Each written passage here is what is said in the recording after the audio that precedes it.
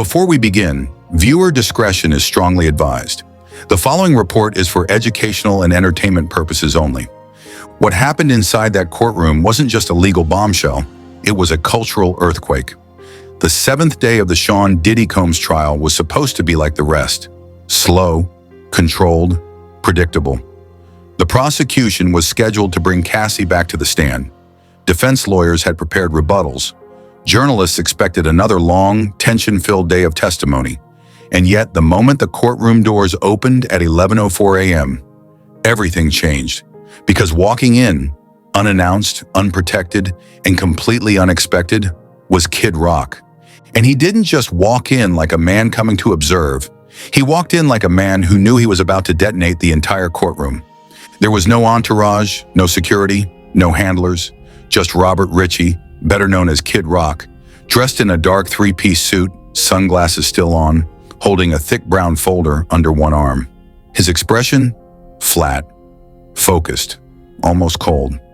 He didn't smile. He didn't nod. He walked straight past the back rows and took a seat on the far left bench of the front gallery. Every head turned. Every conversation stopped. Even the clerks and court officers froze for just a second, as if confirming they'd actually seen what they thought they had. Cassie's attorney turned mid-sentence to see what was happening. Diddy didn't notice right away. He was hunched over, whispering to one of his lawyers about the next line of questioning. But when he looked up, when he finally saw who had entered the room, witnesses say his entire demeanor cracked. His shoulders stiffened. His hand froze on his notepad. He said nothing, but the color drained from his face. Because this wasn't a rival rapper walking in to spectate. This was someone who had publicly criticized Diddy for over a decade. Someone who had remained largely outside the hip-hop elite circles, and therefore someone Diddy couldn't influence, buy off, or silence. This was Kid Rock, and whatever he came to say or show, Diddy knew he wouldn't be able to spin it. The judge acknowledged the disruption with a quick nod to the bailiff, then returned to her docket. But the courtroom energy had shifted completely. It wasn't just observers who noticed, jurors did too. Juror 6, a schoolteacher from Pasadena, leaned forward in her seat, her pen already ready. Juror 9 whispered something quickly to the alternate juror beside him. And in the corner of the room, a sketch artist began furiously redrawing the new scene. It got even more surreal when the prosecution stood, asked for a sidebar, and calmly announced that Kid Rock had delivered a sealed dossier. One that, according to them, contained communications, dated materials, and documentation relevant to the patterns of behavior previously outlined in the plaintiff's statement. That's when the press gallery erupted. No cameras were allowed in the courtroom, but that didn't stop texts, tweets, and whispered phone calls from leaking the news within seconds. Kid Rock just entered Diddy's courtroom with a folder. What followed would change the trial forever. The folder Kid Rock brought wasn't for drama. It wasn't a prop. It was a weapon. Inside the thick brown dossier were more than just papers. It contained what attorneys would later call a structured and time-verified packet of corroborating evidence. In plain terms, it was a bomb dropped onto the defense table. The courtroom hadn't seen it coming. Even Diddy's attorneys looked blindsided. The folder was turned over to the clerk, then passed up to the bench. Judge Harmon spent 10 silent minutes reviewing the contents herself. She flipped slowly, expression unreadable, while the rest of the courtroom waited in almost unbearable tension. Diddy sat motionless, arms folded, staring at a point on the ground. Cassie watched carefully from the witness box.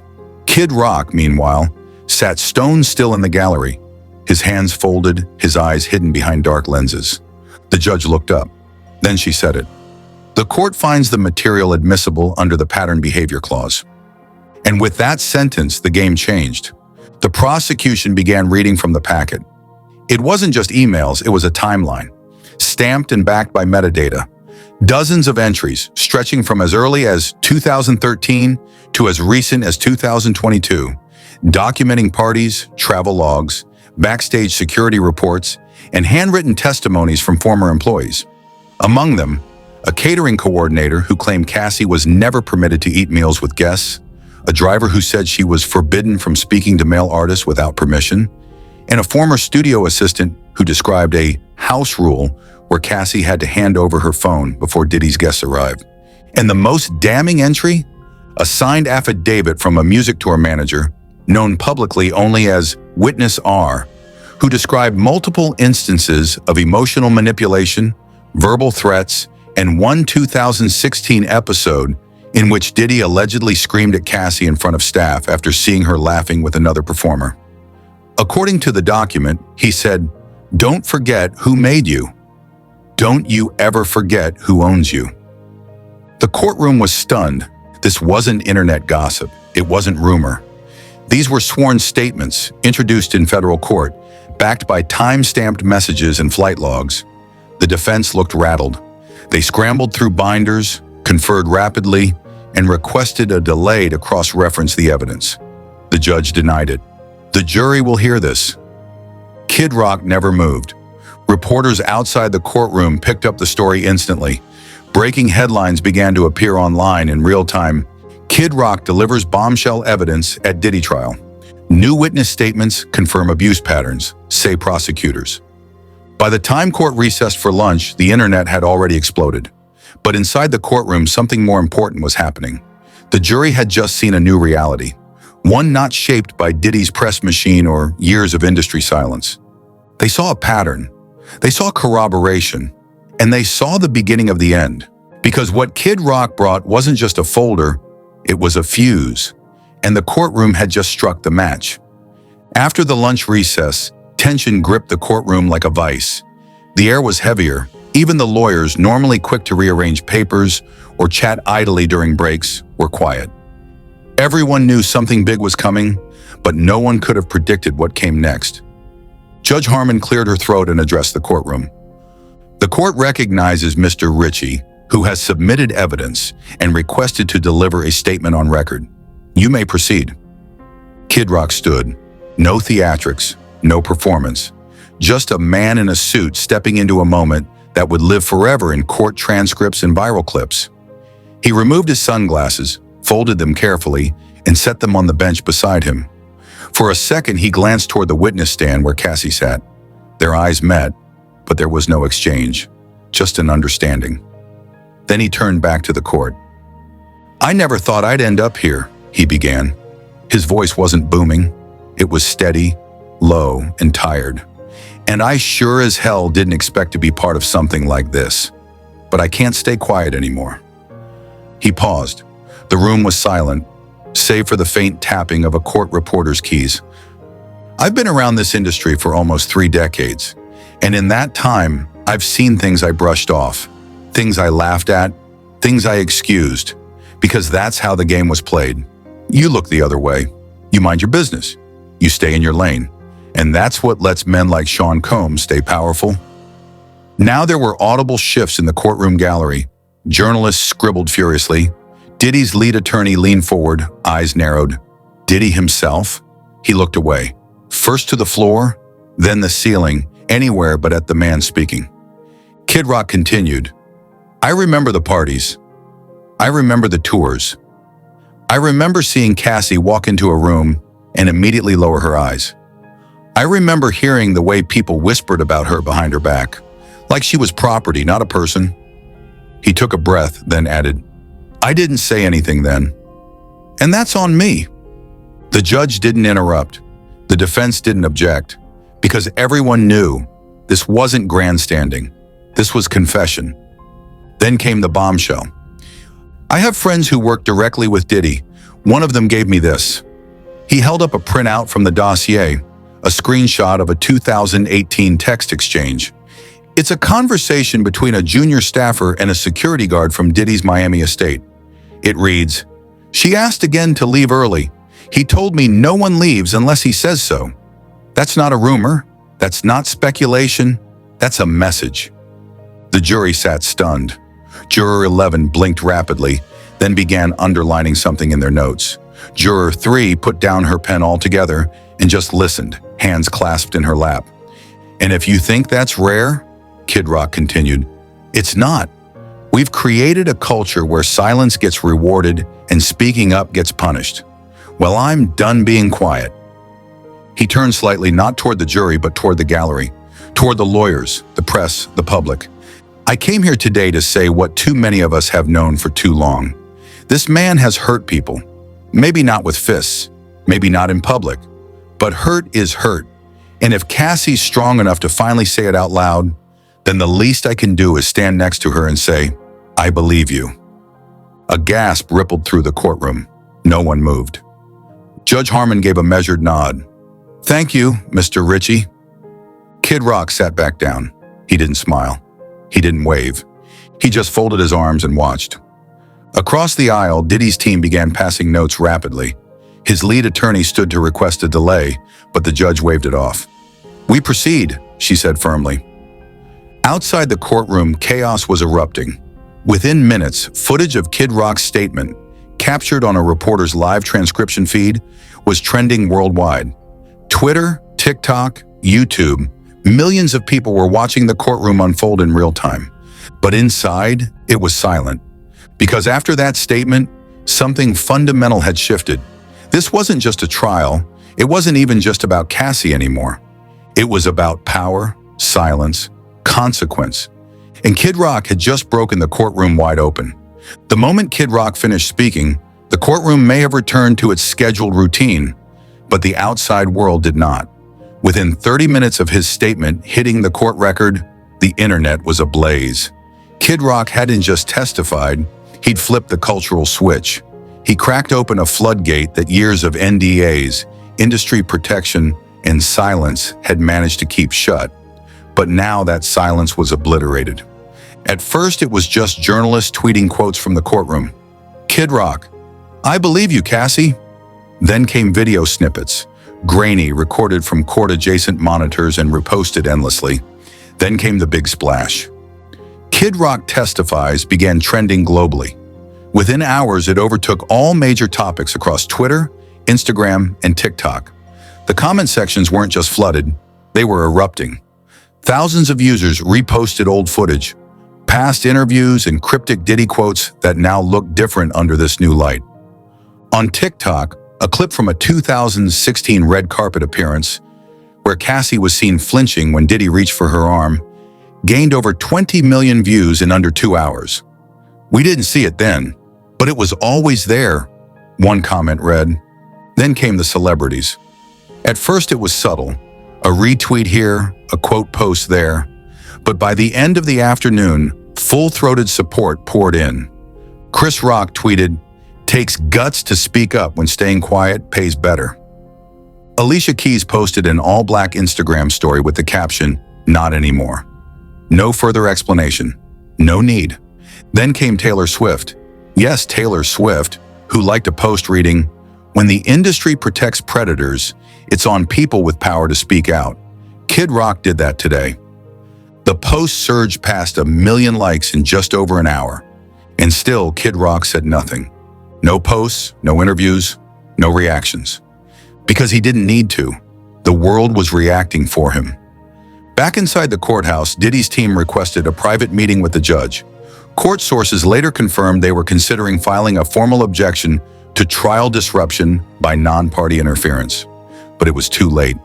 The media wasn't just following the case anymore. They were driving it. TMZ posted an article titled, "From Rock Star to Whistleblower, Kid Rock's Courthouse Earthquake." Meanwhile, past collaborators started jumping ship. A former background dancer from a Diddy tour posted to Instagram, "We saw stuff. We were told to ignore it. Not anymore." Busta Rhymes deleted 3 Instagram photos of him and Diddy from past tour memories. Missy Elliott unfollowed Diddy altogether. Even Usher, long seen as one of Diddy's closest proteges, posted a simple message to his stories. Sometimes distance is the only form of self-respect. But the shocker came late in the evening when Revolt, Diddy's own media company, posted a cryptic statement to their official account. "We are monitoring developments and will adjust internal partnerships accordingly." Translation? Even Diddy's empire was starting to wobble. It wasn't just about court anymore. It was cultural, it was moral. And in the middle of it all was Kid Rock, sitting quietly in a courtroom while the world outside burned through denial and finally started talking. Because sometimes all it takes is one person with nothing to lose saying something no one else would. And that's exactly what lit the fire. By the time court resumed that afternoon, the damage had already been done. Kid Rock's statement had gone viral, the evidence he submitted was being analyzed by every major outlet, and public opinion was shifting hard. But inside the courtroom, something more immediate was happening. Diddy was unraveling. Cassie returned to the witness stand with renewed strength. There was a difference in her presence now. Her voice was sharper, her words more deliberate. She wasn't just recalling trauma, she was confronting it. And behind her, seated just a few rows away, was Kid Rock watching silently, his arms crossed as before. He didn't move. He didn't need to. And Diddy felt it. He sat stiffly at the defense table, jaw clenched, lips twitching at the corners. At first, he scribbled notes furiously. Then he stopped altogether, staring blankly at the floor. His attorneys whispered urgently in his ear, but he brushed them off. His hands, once folded calmly, now gripped the edge of the table so hard his knuckles turned white. Then came the moment Cassie mentioned Miami, 2018. She was recounting a now infamous weekend at one of Diddy's properties, an event attended by music executives, brand partners, and private security. She described being locked inside a guest suite for over 24 hours after being seen talking to a male assistant from a record label. Her voice didn't waver. He told me, "You think you can humiliate me in front of people who owe me their careers? You stay in here until you remember who made you." That was it. Diddy slammed his hand on the defense table with a thunderous crack. "That's not what happened," he shouted, his voice exploding across the courtroom. The outburst sent a jolt through the room. The court reporter froze. One juror gasped audibly. Even Judge Harmon appeared momentarily stunned. She recovered quickly. "Mr. Combs, that is your only warning," she said sternly, her gavel in hand.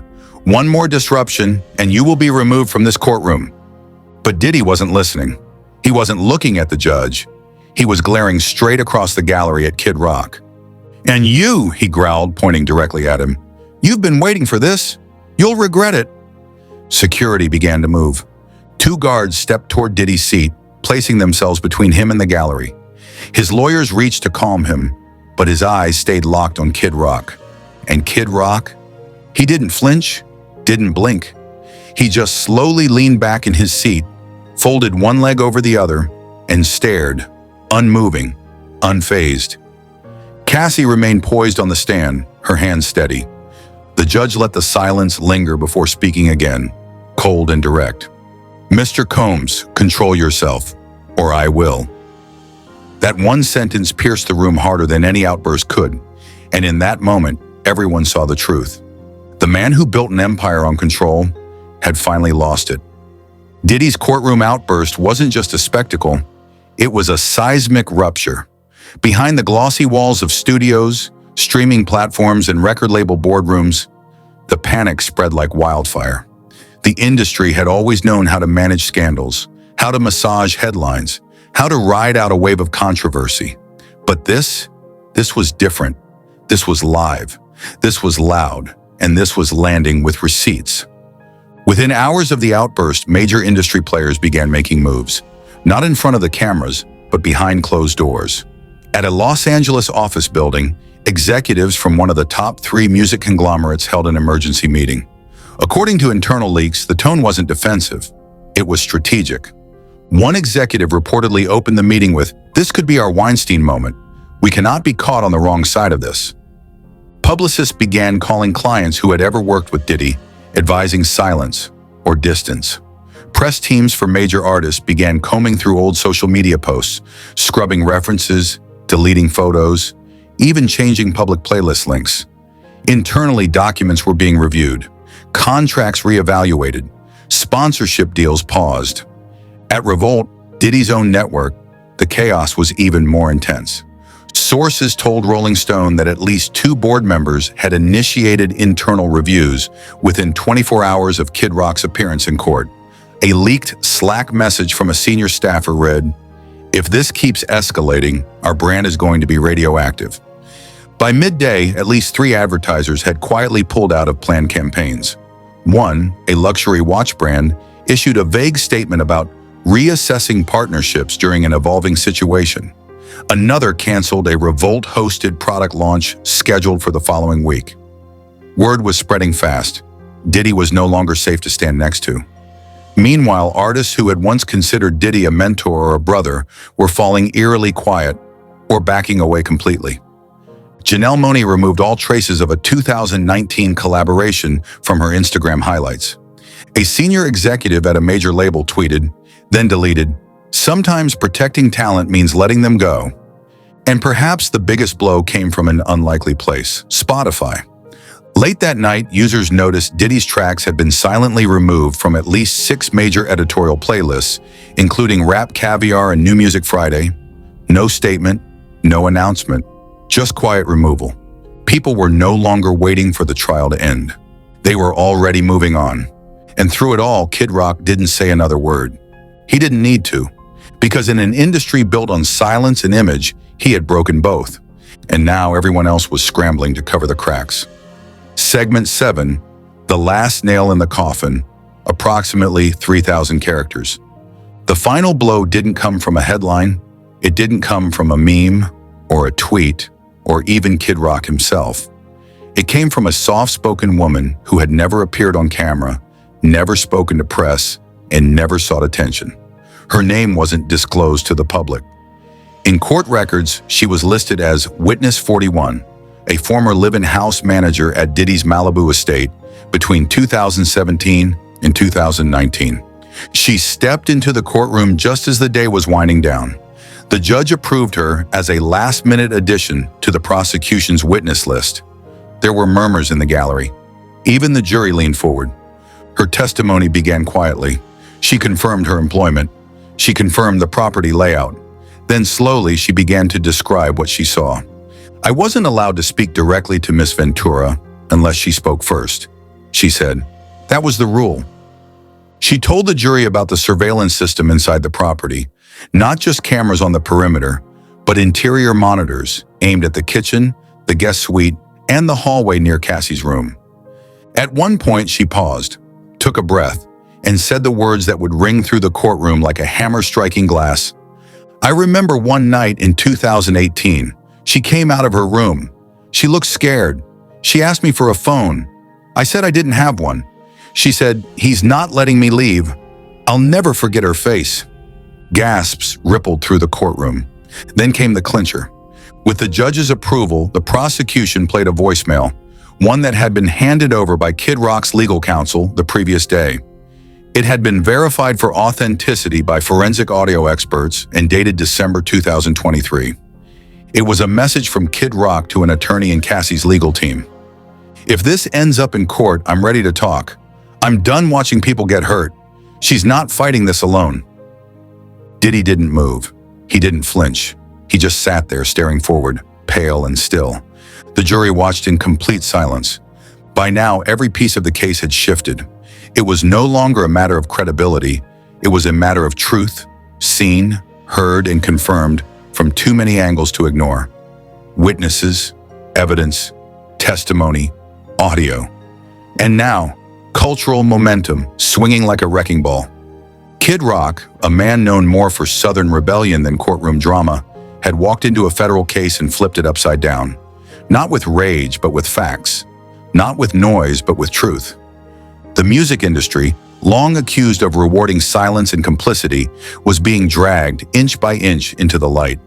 And Diddy, the man once seen as untouchable, as brilliant, as bulletproof, he sat alone, diminished, stripped of his composure. A symbol now, not of power, but of reckoning. As court adjourned, Kid Rock stood up quietly. He didn't look back, didn't wave. He simply adjusted his cuffs, walked out of the courtroom, and disappeared into the hallway, surrounded by the flash of cameras he didn't acknowledge. Inside, Cassie remained on the stand, surrounded by her legal team. Her head was held high, and for the first time since this trial began, she smiled, not out of joy but out of something deeper. Relief, vindication, control reclaimed. Because this wasn't just the end of a testimony, it was the end of an era. And in a courtroom filled with whispers, gas, and headlines waiting to be written, one truth rang louder than the rest.